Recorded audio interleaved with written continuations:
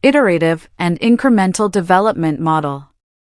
In this video, you will learn definition, phases, advantages and disadvantages of incremental and iterative development. What is iterative and incremental development? Iterative and incremental development is an incremental model developed across numerous iteration cycles.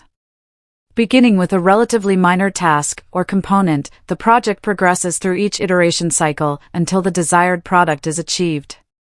Developers benefit from this process by testing and assessing components at every stage while gaining information that will be useful in the end.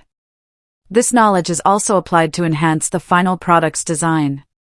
Updates are part of iteration, and cycles should be simple, straightforward, and specific in order to support overhaul at that stage, or as an errand added to the task control list.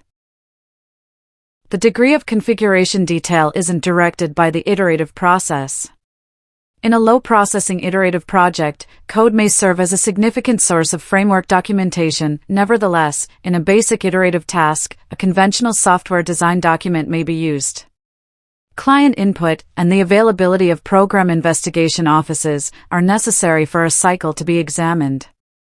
It involves examining structure, privacy, ease of use, consistent quality, effectiveness, and achieving objectives. The undertaking control list is modified in accordance with the findings of the investigation. Phases in IID. IID is structured into 4 primary phases: Inception, Elaboration, Construction, Transition. Let's study them in detail. Inception.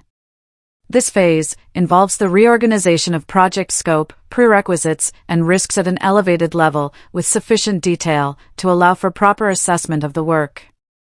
Elaboration. During this phase, a working structure is conveyed that addresses the top dangers and satisfies the defined non-functional necessities. Construction.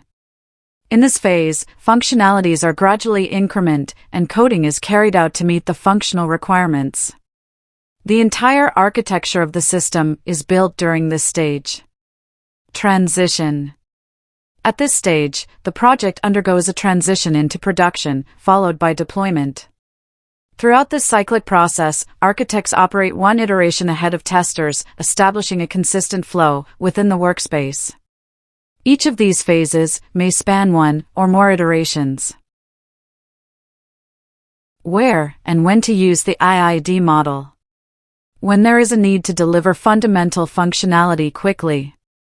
When the venture involves extensive development plans.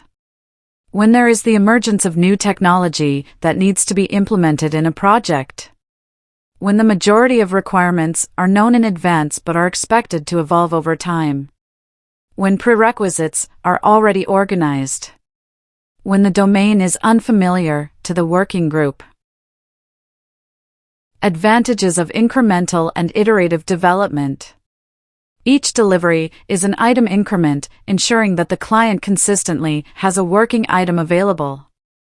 It allows for the creation of organized prerequisites first. If requirements are modified during the development process, the new requirements can be incorporated without any issue. Clients get significant functionality more rapidly. The ability of clients to provide input to each item increment helps to prevent differences at the end of the improvement cycle. The method lowers the initial cost of delivery. The item is delivered for the first time in a shorter amount of time. Disadvantages of incremental and iterative development. It necessitates the early definition of a complete and fully functional framework to enable the proper planning of increments.